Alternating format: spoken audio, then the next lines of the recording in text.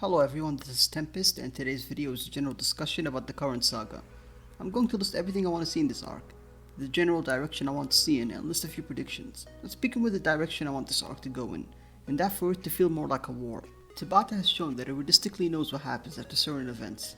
For example, when the Diamond Kingdom invaded Kyton in response to seeing the Clover Kingdom has been tangled up by a terrorist organization, when the Magic Parliament need to explain to its citizens and hold accountable everyone involved in the elf invasion. In the beginning of the time skip, we see that LiQWYD was sent to capture a Spade War town, and had a clone of Medivh protect this.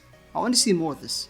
Perhaps the Spade Kingdom might launch a campaign to fully take over the Diamond Kingdom, and we also see that almost no one likes the Triad, which led me to one of my sub-points in this topic, and that is resistance. Ever since I saw the Diamond Kingdom get invaded by Xenon and the post-time skip map, two things popped in my mind, but I'll save the other one for later. The main thing is seeing the resistance.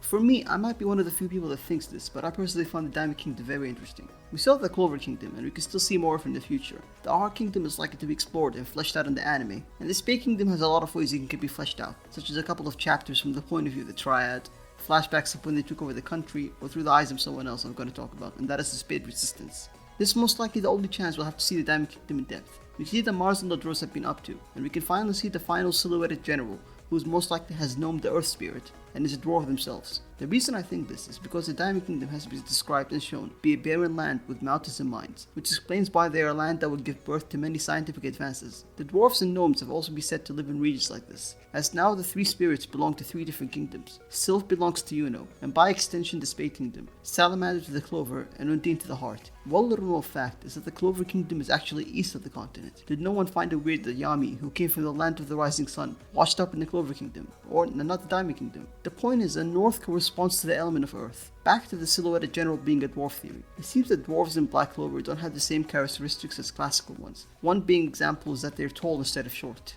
I think the general's face was blocked because dwarves might have characteristics like elven-esque ears or something similar. One extra thing is that person seems to be a female, as their chest was covered, so maybe that's why. I also want to see more of Morris and what else he has in plan. I had a video and in it I theorized that he might be working with the Triad and is the current governor of the Diamond Kingdom. And I also want to see your typical rebel tactics employed by quote-unquote riffraff that we all know and love, which will probably be different from the Spade Kingdom resistance.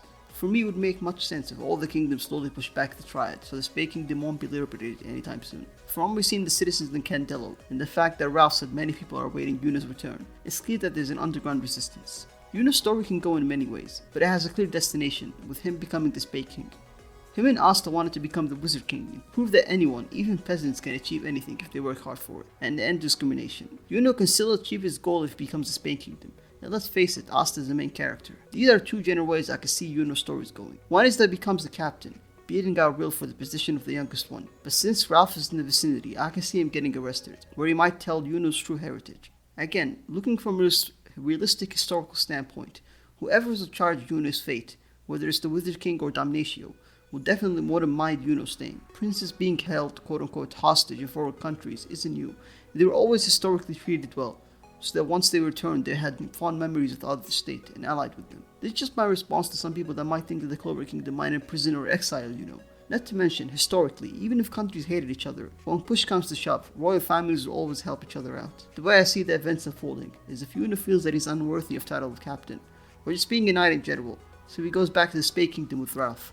On a similar topic, it's stated that beside the four major powers in the Grand Magic Zone, there are other countries. One of them we already saw, that is the Witch's Forest, and I'm very interested to see the others. Maybe the Clover Alliance can ally with some of them, and maybe some of them are specialized in particular things such as maybe magic items. Speaking of the Witch's Forest, it's also the other topic that popped in my mind when I saw the map. The Witch Queen narratively should be one of the strongest characters in the series, and is also very knowledgeable and at least 500 years old, having lots of information regarding history, and being an expert in curses and demons in general. Add the fact that she's most likely arcane, and you can see why she'll be on the radar of the Spade Kingdom, whether to eliminate or kidnap. All three of the Triad have interesting matches against her. Both her and Xenon are much for words. Her and Vanica both have blood magic, and I honestly just want to see Dante versus her just to see her reaction when he asks her to be his woman. Her being good or evil or whatever that is required at the moment won't really matter. What matters is he is very prideful and likely won't accept an alliance with the Spade Kingdom even if they offer it. But who knows, maybe against the overwhelming power she might buckle and give in. Back to feeling more like a war. I want to see strategies developed and executed by certain people, but what I mean by that is that the Golden Dawn was set to specialize in fighting other nations. The Silver Eagle seems to be the same as well.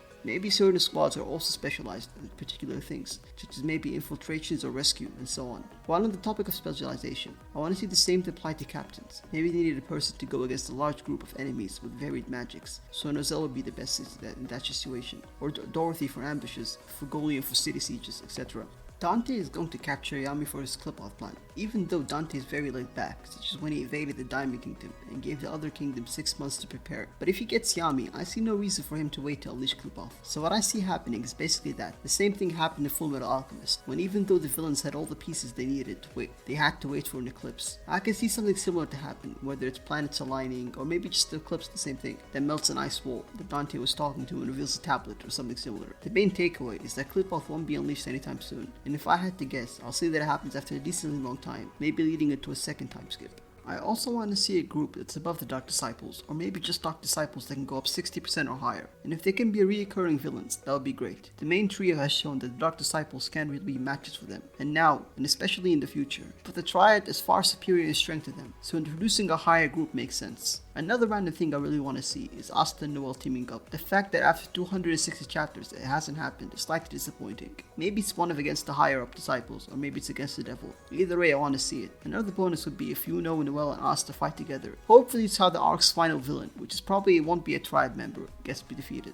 My second last point is that we need Julius to do something. I'm not sure if I mentioned this before. Why is Julius' resurrection? While I can admit that it was done pretty perfect, in my eyes, Julius has not warranted his resurrection. When we remember Lumiere, when he finally realized why he was born with all that magic power, when he defeated Demon God Lick, Julius mentions the same thing against his fight with Patri. But it was clearly not to defeat Patri, as several captains could have done that as well. That's why I need Julius to do something to this arc, otherwise I'll be disappointed. Speaking of Patri, this is the last part of the video, and that is I need to see more of the Third Eye, and especially Patri, because Tabata went out of his way to bring him back. If you saw my Devils and Clip-Off video, you would know the importance that Patri holds in this arc, alongside his fellow apostles. Even if he isn't integral plot-wise, someone who grows in strength extremely quickly, going from being dwarfed by suppressed Strya to matching him, and having demon-like magic. And even forgetting that, if Patri, the main villain for 200 chapters, becomes pretty relevant, I would see that as wasted potential, especially since him and the Third Eye want to repent. That's all for this video. Don't forget to like and subscribe. Don't forget to follow my Twitter as well. And as usual, if you have anything you want me to discuss, you can drop it in the comments, see if I can do anything about that. Otherwise, it's been Tempest, and peace out.